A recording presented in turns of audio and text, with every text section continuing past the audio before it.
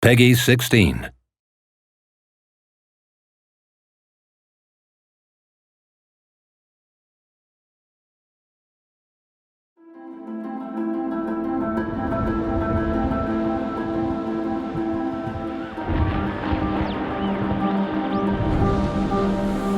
When I first heard about the idea of developing a game with such important and so many water locations, it did cause a little bit of panic, to be honest, because these things are traditionally very hard to do in real-time CG.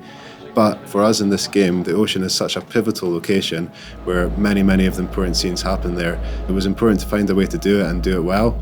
Animation plays a big part in developing a game that's on a sea surface. Obviously, we have the sea simulation. We have a boat that needs to react and behave in a believable manner on that surface. And then we have the characters that also need to react.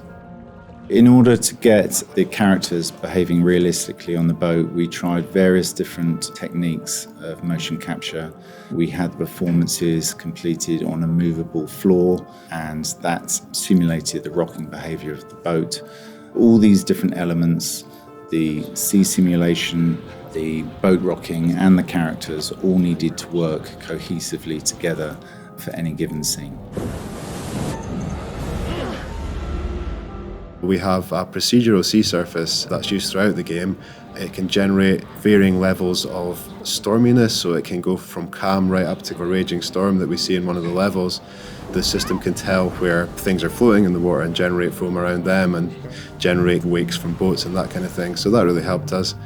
In terms of the underwater, we looked at using volumetric lights and mist to create this illusion that light is actually travelling through the water and diffusing and dispersing as it hits the water, which was quite a difficult effect to achieve. To capture the audio for the dive boat, we rented a small fishing boat, a similar size to the dive boat in the game.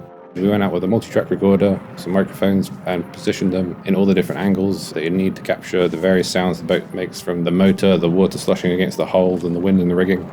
We got lucky actually on the day we went out recording. As soon as we left the safety of the harbour, a squall blew up and the waves got pretty choppy, which was great for the storm in the game. We got plenty of good source material, with the boat lurching and rocking about and creaking and groaning. Brought the audio back from sea, dried them out, and then chopped them up into loops and bits and pieces in a similar way you would with a car game, and then integrated those into quite a complex dynamic audio system that reacted to the movement of the boat and the weather systems and provided us some good results. As the storm encroaches in the game, we ramped up the audio elements of the wind and waves, and the boat engine becomes more dynamic and reactive. This sort of mirrors the emotional state of the characters in the game.